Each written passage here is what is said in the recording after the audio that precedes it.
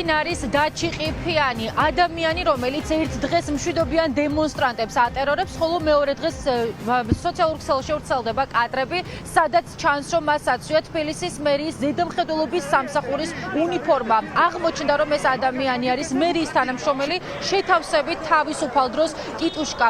ასევე სწორედ ის არის ყიფიანი ადამიანი, რომელიც იმყოფებოდა თავდასხმის მომენტში 16 წლის არასრულწლოვან მოზარდთან ერთად, რომელსაც აღმოაჩნდა იარაღი. საუბარია 15 სექტემბერს განვითარებულ მოვლენებზე, როდესაც საზოგადოებრივი მაუწყებლიდან პარლამენტისაკენ მიმავალი მარშის პროცესში მშვიდობიან დემონსტრანტებს ტიტუშკების გარკვეული ჯგუფი დაესხა.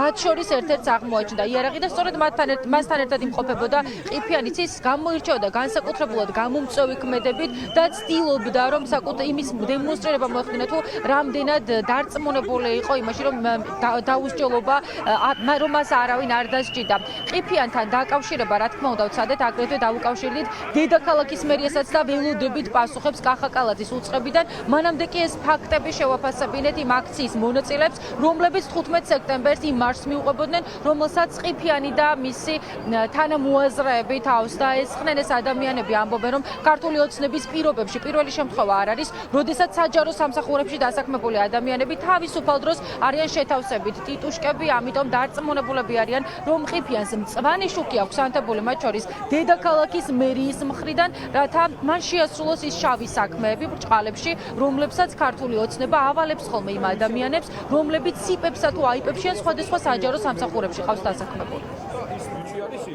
ის რომ 16 წლის ბიჭი, ანუ არასრულწლოვანი არის გარეული ამ ამბავში, უკვე არის ტრაგედია და აჩვენებს ქართული ოცნების სახეს. მეორე მხრივ არსებობს სერიოზული ეჭვები, რომ ეს ადამიანი, მეორე ადამიანი საჯარო უწყებაში არის დასაქმებული და ეს არ არის პირველი შემთხვევა.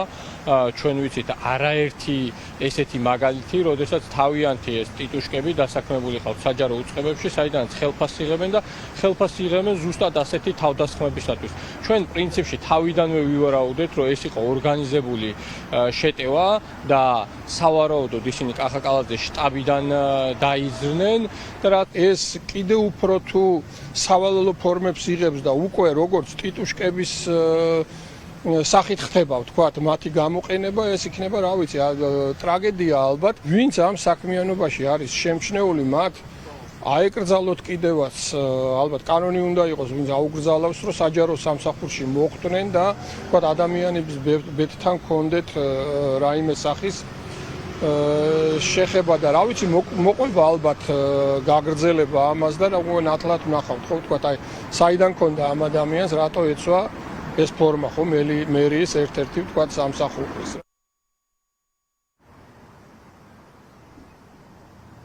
დაჩი ყიფიანი, ტიტუშკა და მერიის თანამშრომელი, ასეთი არის ახლა მოცემულობა. სანამ დედაქალაქის მერია არ დაგვიდასტურებს იმას, არის თუ არა ეს ადამიანი რეალურად თბილისის მერიის ზედამხედველობის სამსახურის თანამშრომელი, ცხადია, ამას მტკიცებით ფორმაში ვერ ვიტყვით, თუმცა ნებისმიერ შემთხვევაში, როდესაც ადამიანი ერთ დღეს ძალადობს მშვიდობიან დემონსტრანტებზე, ხოლო მეორე დღეს ვრცელდება კადრები, თუ როგორ აწვია მას ფორმა, რომელიც არის წესით განკუთვნილი საჯარო სამსახურებისათვის, ავტომატურად აჩენს დამატებით კითხვის ნიშნებს და მათ შორის სამოქალაქო აქტივისტები, ვინც ამ პროტესტში უკვე ძალიან დიდი ხანია ჩართულია, დარწმუნებულები არიან, რომ საერთოდ არ არის გასაკვირი კახა კალაძისაგან და მათ შორის ნებისმიერი ქართულ ოცნებას დაქვემდებარებული პირისათვის, რომ მან საჯარო სამსახურში მომუშავე ადამიანები ასეთი შავი საქმეებისათვის გამოიყენოს. რა თქმა უნდა, ჩვენ ვეცდებით როგორც ყიფიანთან დაკავშირებას, აგრეთვე დავაზუსტებთ დამატებით დეტალებსაც დედაქალაქის მერიაში, თუმცა მაყურებელს შევახსენებ, რომ ამ ეტაპზე, ამ ფაქტზე, ამ საქმესთან დაკავშირებით დაწყებულია გამოძიება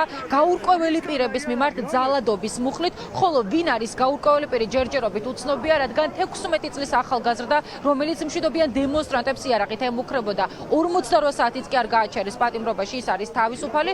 ამის პარალელურად ლევან ჯობავას, რომელმაც ის განაიარაღა და მის ადვოკატს უჩნდებათ ეჭვები და განცდა იმასთან დაკავშირებით, რომ შესაძლებელია სწორედ მას შემოუტრიალონ ეს საქმე და ააყირავონ ბრჭყალებში, რა თქმა უნდა. ამიტომ აქედან გამომდინარე ჩნდება ძალიან ბევრი კითხვა ამ საქმესთან დაკავშირებით. აქტივისტები დარწმუნებულები არიან, რომ ეს საქმე ისევე უსამართლოდ დასრულდება ქართული ოცნების პირობებში, როგორც არაერთი მსგავსი შემთხვევა და რაც შეეხება ყიფიანს, დარწმუნებულები არიან, რომ ის არის შეთავსებით ტიტუშკა, ხოლო ძირითადი მისი საქმიანობა უკავშირდება დედაქალაქის მერიას.